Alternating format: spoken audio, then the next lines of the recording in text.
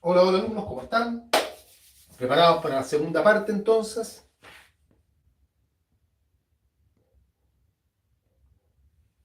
¿Preparados, preparados?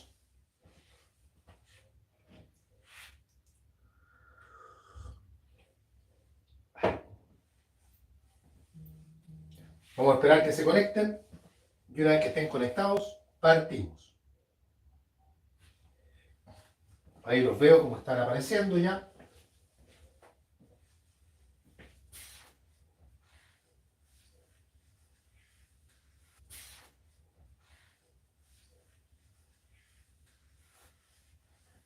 Nos conectamos y partimos con la clase de hoy.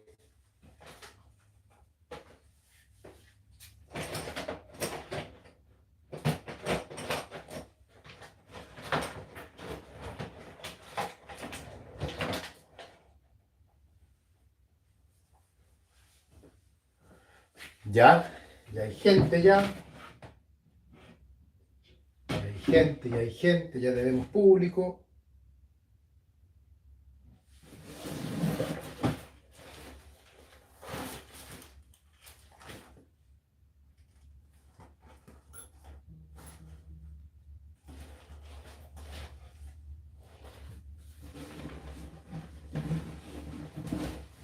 Ya. Vamos a comenzar entonces, o a continuar más bien, porque el tema es la continuación de lo que vimos en la parte pasada de la clase.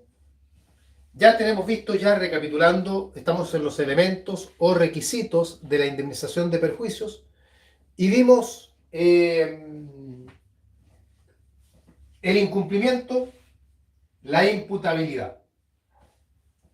Ahora vamos a empezar a adentrarnos en el daño, probablemente uno de los elementos más preguntables, y eso nos va a llevar también a hablar del daño moral, de otras clasificaciones del daño, de la cláusula penal, de los intereses, en fin. Pero esto se complementa entre lo que se ve hoy y mañana, no es que vayamos a verlo todo el día de hoy.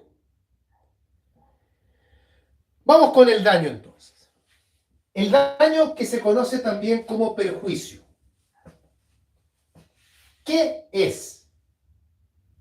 Hay todo un tema vinculado con esto, hay toda una teoría que se suele denominar la teoría del daño.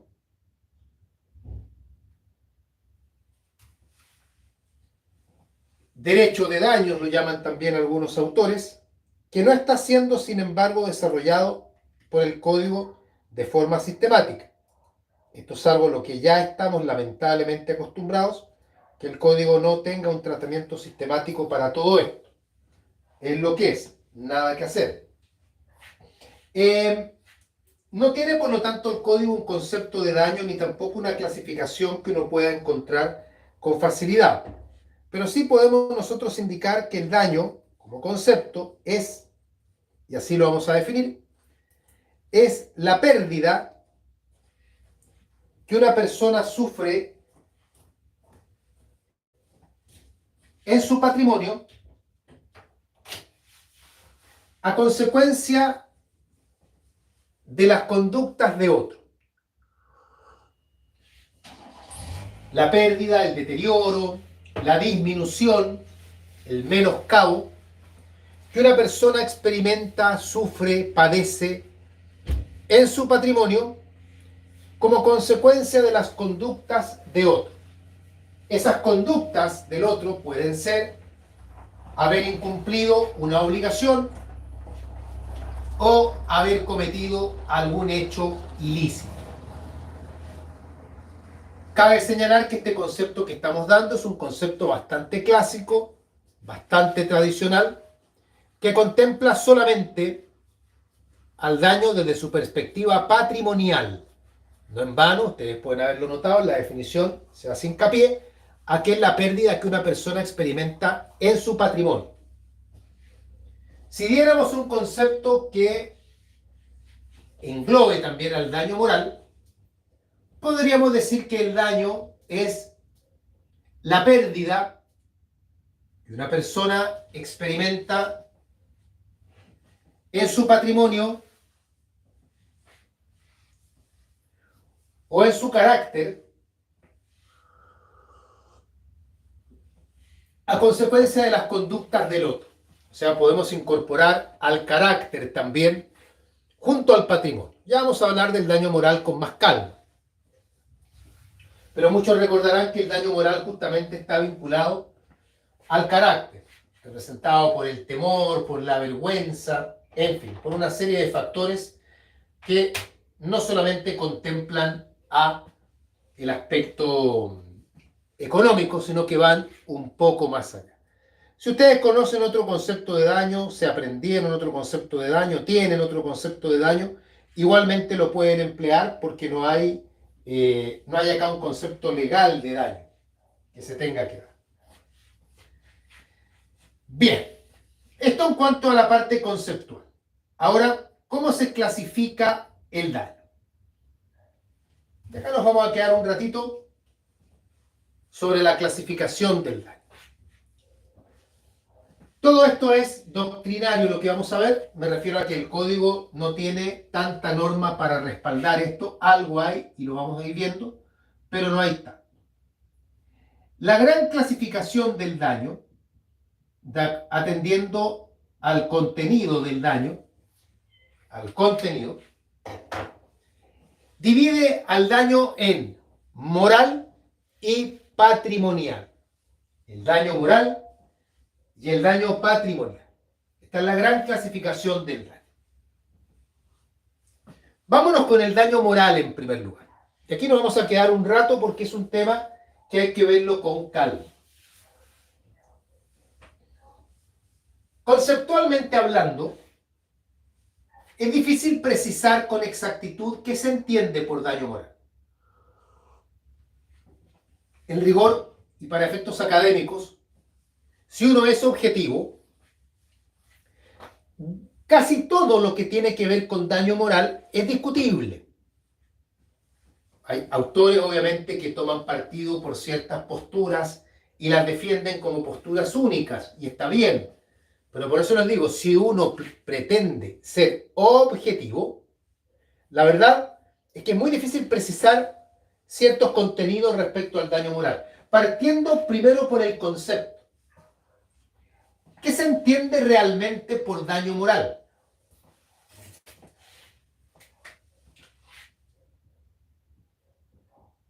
¿Qué alcance tiene? Históricamente, el daño moral estuvo vinculado con el dolor, con el sufrimiento. Incluso los romanos se referían al daño moral como el precio del dolor.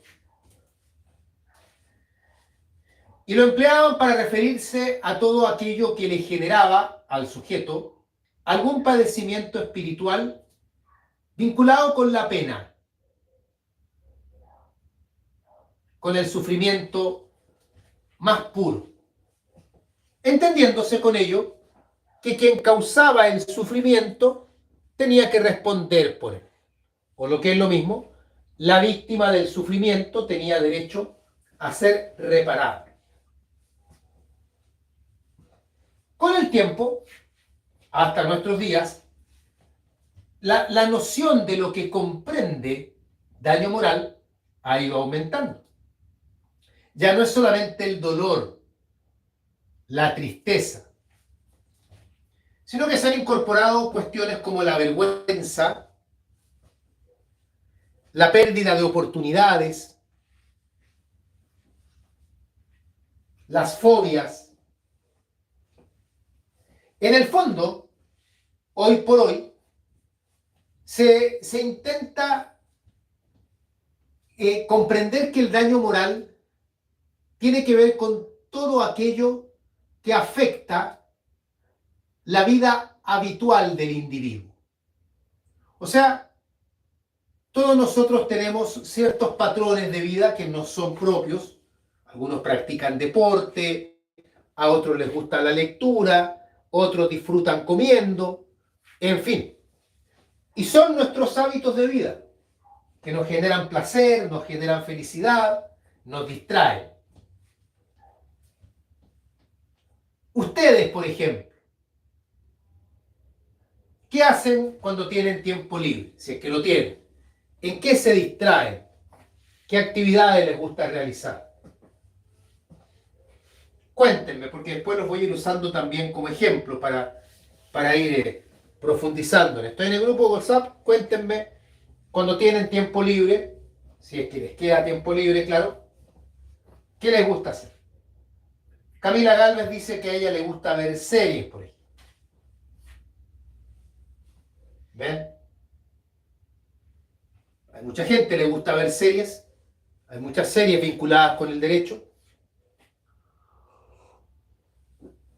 Yo hace poco en la página de Instagram les recomendé una miniserie para que vieran que se llama Your Honor, su señoría, que es de algo tiene que ver con juicio, y es una miniserie de 10 capítulos que es muy entretenida, que la pueden ver. Andrea dice que le gusta andar en bicicleta, Hans le gusta hacer deporte, Rodrigo dice que juega tenis con su papá, Angélica bombero, no sé si le gusta ver bomberos, ver películas de bomberos, mirar a los bomberos, hacer algo en particular. Rodrigo Zamorano dice que le gusta ver fútbol, Héctor García dice que le gusta ir a volar en parapente. Ya, cada uno tiene entonces su forma de distraerse, de hacer actividades que les distraen.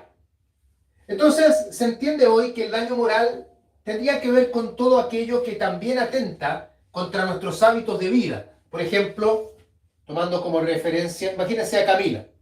Camila, producto de un accidente, pierde la visión y no puede seguir viendo series.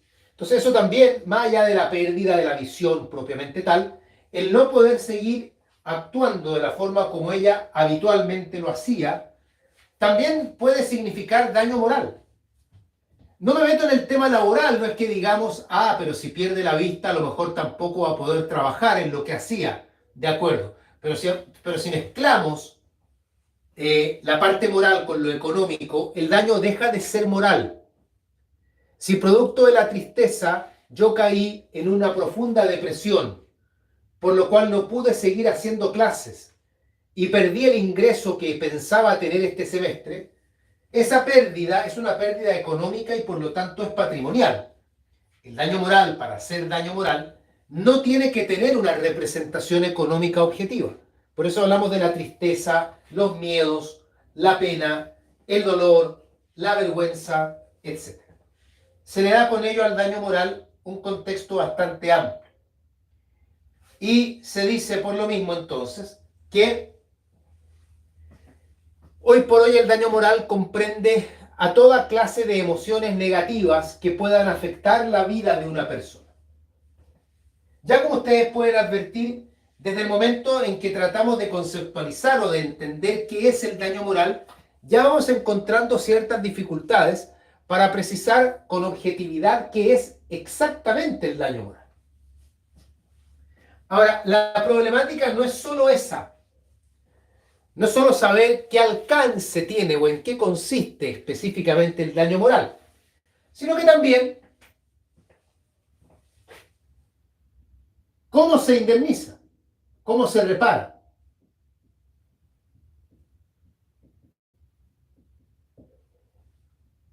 ¿Cuál es el problema acá? Que hemos dicho que la indemnización consiste en el pago de una suma de dinero.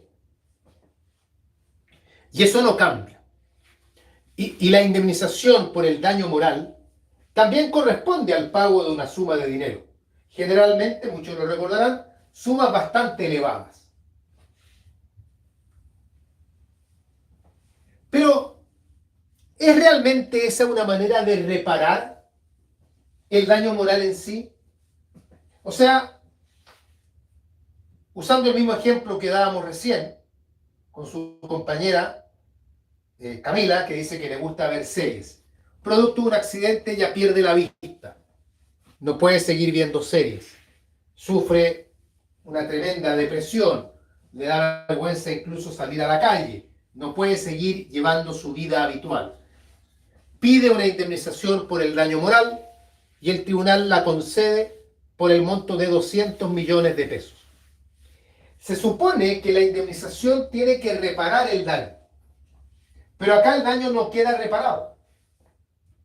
Camila no va a recuperar la vista con esos 200 millones de pesos, ni con ninguna suma en realidad.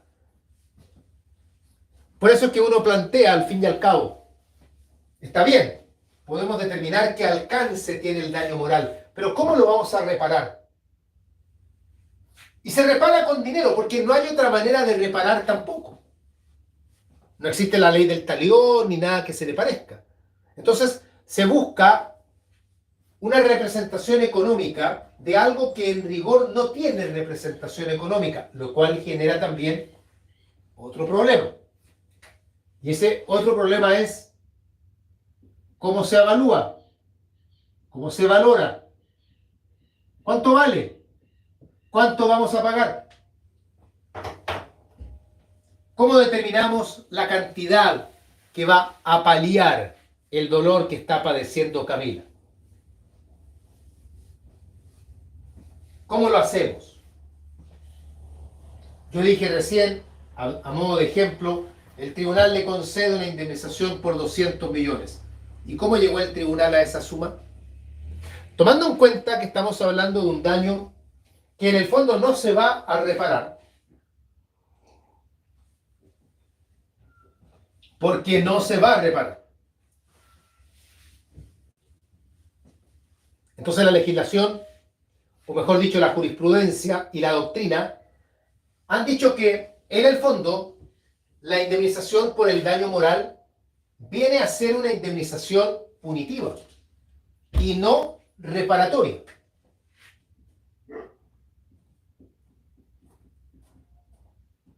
¿Por qué punitiva? Porque al final,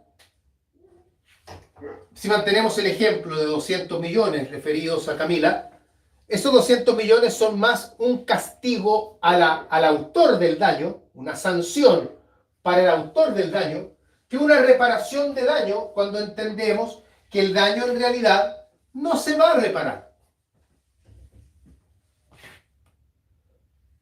Camila no va a recuperar la vista, no va a quedar conforme emocionalmente por esos 200 millones. Pero el castigo para el autor es tener que pagar. Por eso se dice que la indemnización por el daño moral, más que ser reparatoria, en realidad es punitiva. Otra problemática asociada al daño moral. ¿Quiénes son los titulares que pueden perseguir una indemnización por daño moral?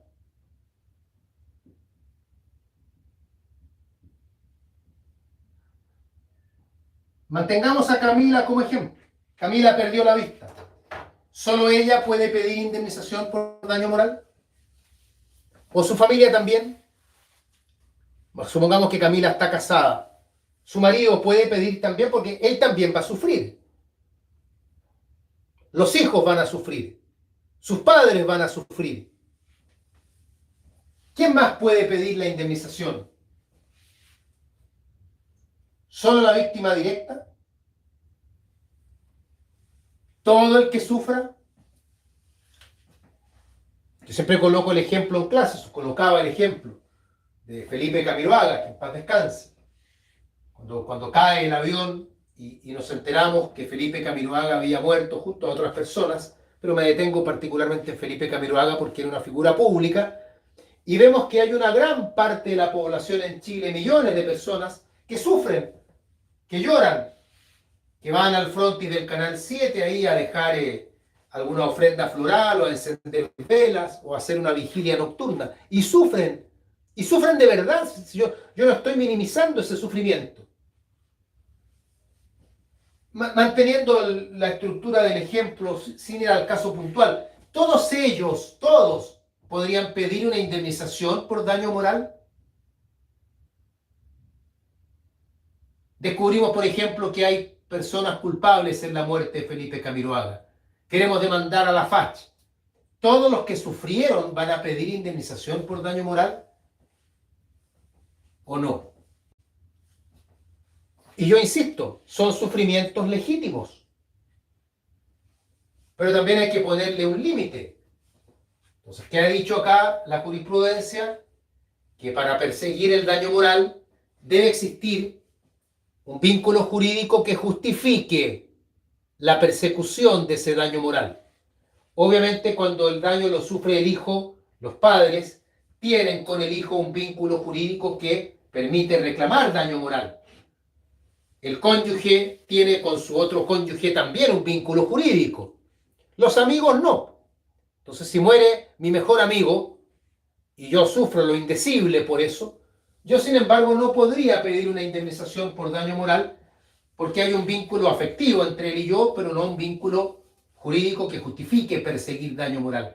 Es tan así que la ley sobre acuerdo de unión civil, que es nueva, relativamente nueva, tiene algunos años, señala dentro de su normativa que el conviviente civil tiene la posibilidad de perseguir el daño moral. No lo dice así, pero dice que tiene la titularidad de las acciones para reclamar por el daño que sufra el otro conviviente civil.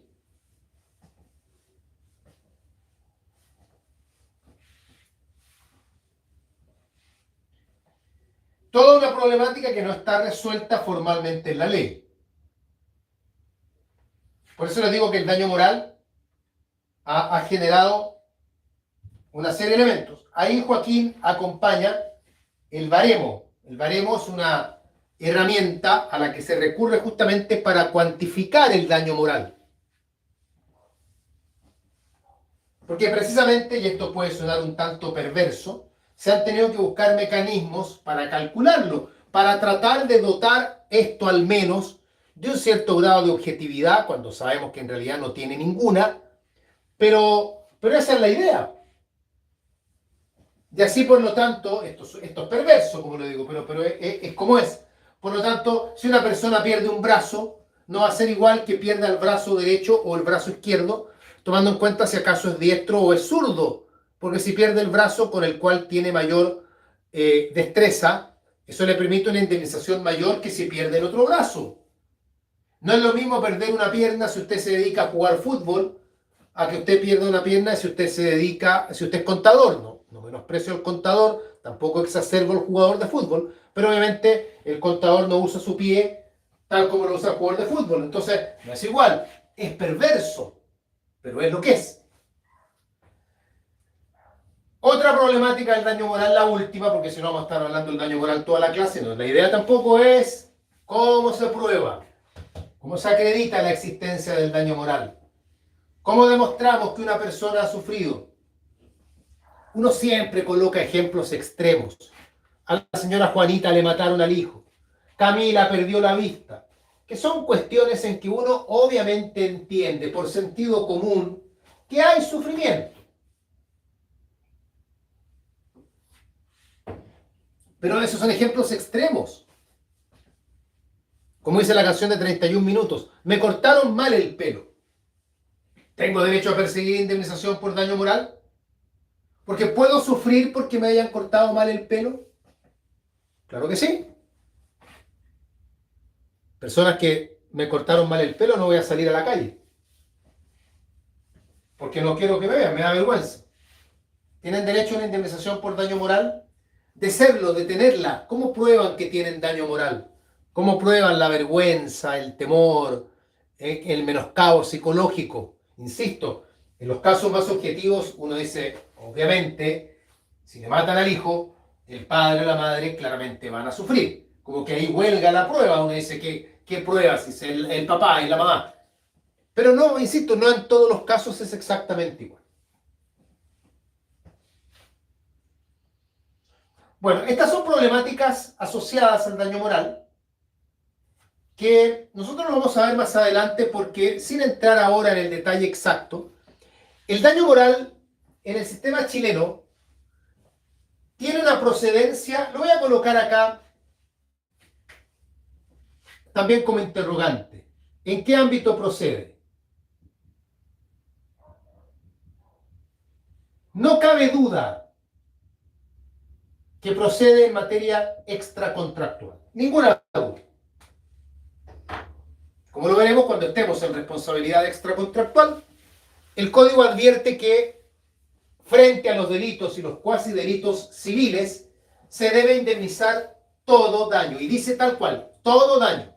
Y eso le da cabida al daño moral, porque es daño.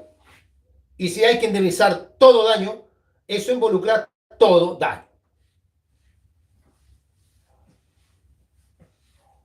Ahora bien, eso en materia extracontractual. El artículo que acabo de citar es el 2329. 2329. Pero en materia contractual, ¿cabe el daño moral?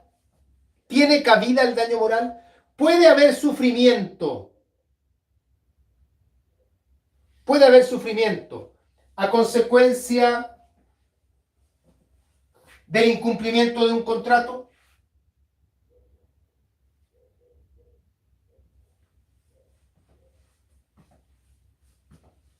Un ejemplo que yo suelo colocar en clases es el siguiente. ¿Quiénes de los que están en clases en este momento tienen mascota? ¿Y qué mascota tienen? ¿Y cómo se llama? Para usarlo como ejemplo. Los pololos no son mascotas, así que no me los nombres. ¿Quién tiene mascotas? Mascotas de verdad, sí, pues no gatos.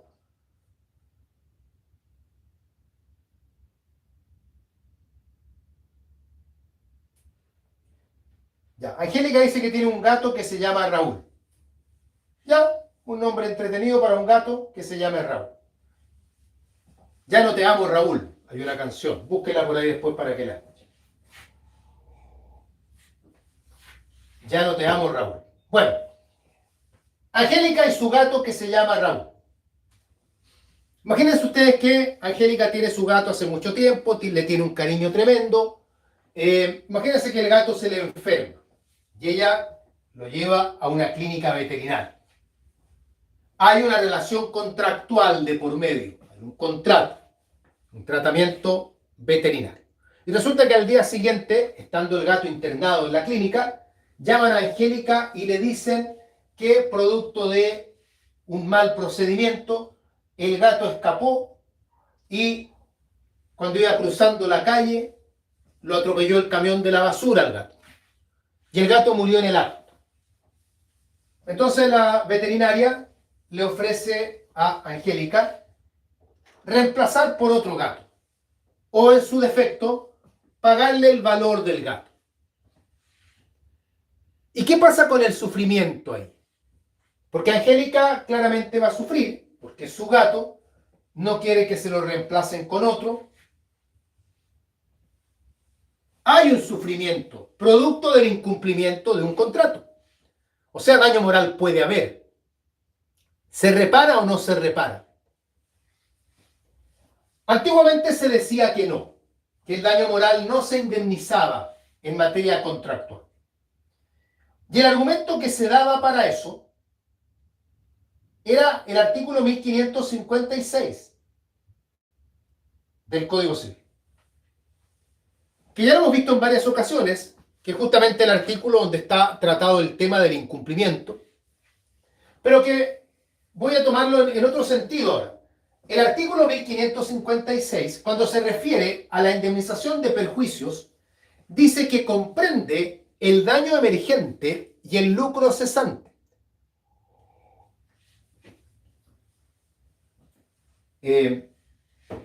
Lo que es el daño emergente y el lucro cesante lo vamos a ver mañana. Pero por lo pronto, ambos conceptos son estrictamente patrimoniales. En palabras muy simples, daño emergente es lo que sale del patrimonio, emerge del patrimonio, por eso el nombre. Lucro cesante es lo que no se ganó. Mañana vamos a precisar mejor, estas son ideas nada más. Pero observen cómo en ninguno de ambos cabe el daño moral. Porque la tristeza de Angélica no es pérdida que salga de su patrimonio, ni es ganancia que ella no logre obtener. Por lo tanto, siempre se dijo, a través del artículo 1556, la conclusión más evidente es que en materia contractual el daño moral no cabe. Con el tiempo, por ahí por la década de los 60 del siglo pasado, se empezó a incorporar tibiamente la idea del daño moral en el ámbito contractual. Esto fue agarrando mayor fuerza, década de los 70, década de los 80, hasta llegar a nuestros tiempos en que ya el daño moral es más aceptado. Como argumento se dice que en ningún momento el 1556 dice que la indemnización solo tenga que ver con daño emergente y lucro cesante. O sea, no lo señala como conceptos excluyentes, que perfectamente el daño puede tener otras aristas y que tiene que ser reparado porque por lo demás es consecuencia de un individuo, de la conducta de un individuo, y es parte de la responsabilidad entonces reparar el daño en todo el espectro. Hoy es más aceptado, no digo universalmente aceptado, pero es más aceptado el daño moral hoy de lo que era antiguamente. Estas son algunas de las problemáticas que genera el daño moral, que sin duda genera otras también. Pero para lo que es nuestro curso, con esto basta y sobra. Esta es la primera parte del daño, es decir, la correspondiente al daño moral. Vamos ahora al daño patrimonial. Daño patrimonial, que como ya está dicho, si queremos conceptualizarlo, es la pérdida que una persona experimenta en su patrimonio a consecuencia de las conductas de otro, básicamente a consecuencia del incumplimiento de una obligación. El daño patrimonial se subdivide en directo e indirecto. Directo e indirecto. Esta división se hace atendiendo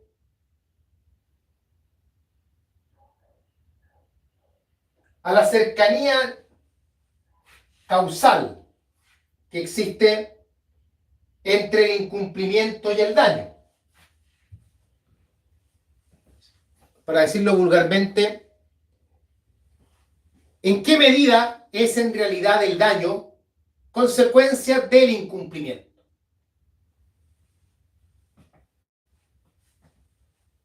Ahí hablamos del daño directo y del daño indirecto. ¿Cuándo el daño sería directo? Cuando evidenciamos que el daño es una consecuencia inmediata del incumplimiento. O sea que en gran medida, no necesariamente en toda medida, pero en gran medida, el daño ha sido provocado por el incumplimiento del deudor. En ese caso, el perjuicio o el daño se denomina directo. Es indirecto, por lo tanto, es indirecto cuando observamos que el daño es una consecuencia mediata del incumplimiento. O sea, el incumplimiento no es el único factor que ha influido en el daño. Hay otros factores también. El nexo causal es más distante. Obviamente, esta es una cuestión de hecho que se tiene que analizar caso a caso. Tiene importancia la distinción porque hay que advertir que los perjuicios indirectos no se indemnizan.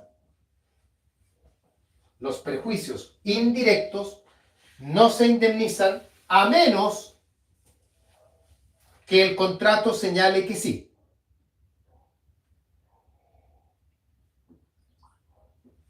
Es decir, por ley nunca se indemnizan. Por ley. A menos que el contrato señale que sí se deban indemnizar. Por eso es importante saber distinguir entre perjuicios directos e indirectos.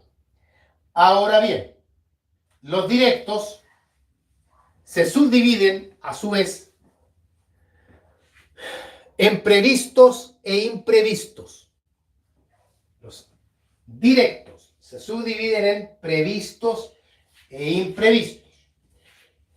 Esta distinción está hecha atendiendo a si es posible o no anticipar el perjuicio. Si el perjuicio es de aquellos que se podrían haber advertido con mediana inteligencia, o sea, una persona con mediana inteligencia se podría haber dado cuenta de que esos perjuicios iban a ocurrir, se le llama perjuicios directos previstos. Son como los más evidentes, los que uno sabe que se van a producir. En cambio, si ni aún con mediana inteligencia era posible anticipar los perjuicios, se llaman imprevistos. Son perjuicios, entre comillas, más sorpresivos, que la verdad uno no habría tomado en cuenta anticipadamente, uno no habría imaginado que esos perjuicios se podrían producir, pero se produjeron. También es algo que hay que mirarlo caso a caso, por lo tanto, en materia de juicio, determinar cuáles perjuicios son directos e indirectos y cuáles de los directos serán previstos e imprevistos. Recordemos que esta clasificación es importante en el entendido que los previstos e imprevistos se van a indemnizar dependiendo de si hubo culpa o si hubo dolo. Recordemos, por lo tanto, que cuando el incumplimiento es culpable, solo se indemnizan los perjuicios directos previstos, cuando es culpable. En cambio, cuando el incumplimiento es doloso, se indemnizan los perjuicios directos previstos y también los imprevistos. Entonces ahí tiene importancia saber distinguir entre unos y otros. Insisto, son cuestiones que se ven en el hecho. Por lo tanto, no es posible que uno diga de forma objetiva, de aquí para allá son previstos, de allá para acá son imprevistos, de aquí para allá son directos, de allá para acá son indirectos. Eso no se puede hacer en esos términos. Generalmente los textos suelen colocar ejemplos y los ejemplos son bien llamativos, porque suelen ser ejemplos en los que hay un contrato entre Pedro y Juan, donde Pedro le presta a Juan dinero, Juan no le paga el dinero de vuelta a Juan, y desde ese momento a Juan le empiezan a suceder una serie de desgracias en su vida. Pedro no le pagó a Juan, entonces Juan, como no tuvo el dinero de regreso, Juan no pudo pagar el arriendo del local comercial donde trabaja. A consecuencia de ello, tuvo que cerrar su establecimiento comercial. Como no pudo seguir trabajando, no pudo seguir pagando la hipoteca de su casa, el mutuo hipotecario, le terminaron embargando la casa y tuvo que irse a la calle a vivir. Como quedó en la calle, sin casa y sin trabajo, su mujer tomó a los niños y se fue, y lo demandó de pensión alimenticia. A consecuencia de esto, y así le van sucediendo al sujeto en cuestión un montón de desgracias encadenadas. Invariablemente el ejemplo siempre termina con el sujeto en cuestión pegándose un tiro o colgándose de una viga porque no tiene trabajo, no tiene dinero, no tiene casa, no tiene a sus hijos, etc. Entonces uno pregunta, ¿cuáles de esos perjuicios son indemnizables o no? No olvidemos que todo esto parte porque Pedro no le pagó a Juan el dinero que le prestó. Pero ¿podemos responsabilizar a Pedro de todo lo que le pasó después a este pobre sujeto? Y ahí uno empieza a decir, mira, a mí me da la impresión, y por eso son impresiones, de que este perjuicio es directo, previsto, es directo, imprevisto, es indirecto, en fin. Como les digo, uno lo discute. No es que haya un marco objetivo para calificar a los perjuicios de una determinada manera anticipadamente. Y naturalmente en juicio, cada parte va a tratar de que los perjuicios queden dentro del marco que les conviene. Por ejemplo, el demandado va a intentar que ojalá todos los perjuicios sean indirectos, porque así su cliente no tiene que pagar nada. El demandante, en cambio, va a intentar que todos los perjuicios sean directos previstos, porque así tiene mayores posibilidades de pagarlos, porque necesita con que el incumplimiento sea culpable y punto. En fin, por eso les digo, es una cuestión que se ve caso a caso. Esto entonces en cuanto a la clasificación de los perjuicios. Viene ahora la evaluación de los perjuicios. La evaluación. Pero esto lo veremos mañana, junto con la mora y junto con el nexo causal, que son temas más breves que los alcanzamos a ver en una clase. ¿Dudas respecto a lo que hemos conversado en este rato? Preguntas.